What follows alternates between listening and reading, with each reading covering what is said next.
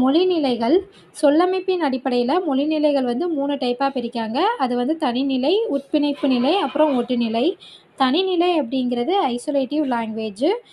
இந்த தனிநிலை அப்படிங்கிறது சொற்கள் வந்து ஒன்றோடு ஒன்று ஒட்டாமல் தனித்தனியாக நின்று பொருள் உணர்த்துவது தான் தனிநிலை அமைப்பு. இதை எந்தெந்த மொழிகள் வந்து தனிநிலை அமைப்புடையதுன்னா சீனம், சயாம், பர்மியம், திபெத் இந்த மொழிகள் தனிநிலை அமைப்புடையது. இந்த சீன மொழியில் மின் அப்படிங்கிற சொல்லு வந்து மக்களை வந்து குறிக்குதாமா.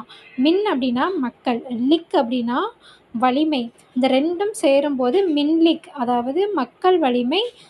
அப்புறம் மின்சிலிக் அப்படின்னா மக்களுடைய வலிமை அப்படிங்கிறத குறிக்கும்.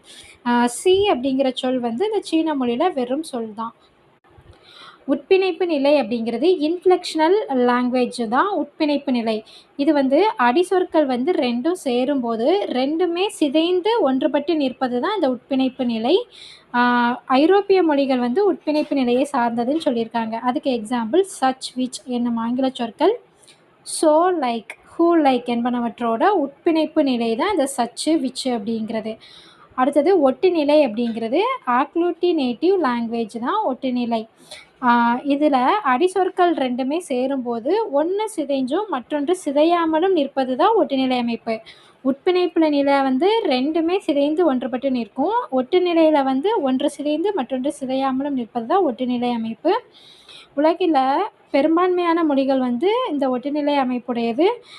திராவிட மொழி, சித்திய மொழி, ஜப்பானிய மொழி, கொரியா, ஸ்பினிஷ், பாஸ்கு, ஆப்பிரிக்க பழங்குடியின மக்களோட பண்டு மொழி, அப்புறம் மலேசிய பாலினேசியன் மொழி, இது எல்லாமே ஒட்டுநிலை வகையை சேர்ந்த மொழிகள். எக்ஸாம்பிள் பார் அப்படிங்கிற அடிச்சொல்லோடு இடைநிலை விகுதி போன்ற இடைச்சொற்கள் வந்து ஒட்டி வருகிறாமா. பார் கூட்டல் இத்து கூட்டல் இத்து கூட்டல் ஆன், பார்த்தான் அப்படின்ட்டு வரும். இதுதான் ஒட்டுநிலை அமைப்பு. நன்றி.